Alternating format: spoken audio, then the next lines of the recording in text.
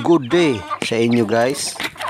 Hindi muna tayo magpapatawa ngayon dahil seryoso ang ating pag-uusapan.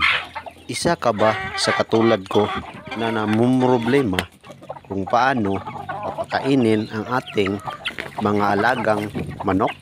Pag pinanood mo ang video na to ay siguradong solve na ang problema mo at malaking pera pa ang matitipid mo. Ang una nating gagawin, magkukudkod muna tayo ng niyog.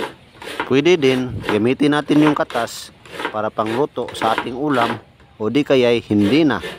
Ang isang niyog, ang mapapakain mo na manok ay mga 20 hanggang 30 na manok. Kung ngayon ka palang nakapanood ng aking video, pa-subscribe naman mga idol para updated ka sa aking pagpapatawa o di kaya'y mga tips para sa ating pangkabuhayan. So ito na mga idol, ito yung sapal ng ating niyog na kinudkod.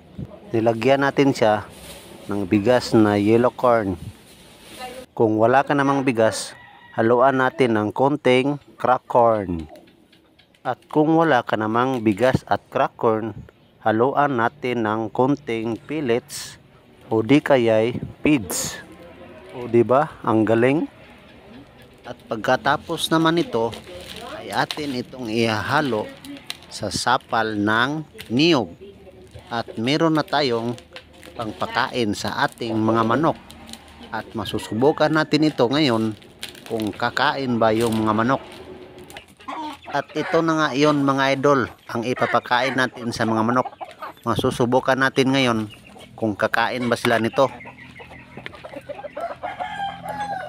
Wow, ang galing, kumakain sila. Ang ibig sabihin nito mga idol, na effective yung ginawa natin. Ang lalakas pa nila kumain, no? Therefore mga idol, malaking pera ang matitipid natin dito. Sana may natutunan kayo sa ating video. Hanggang sa muli mga idol.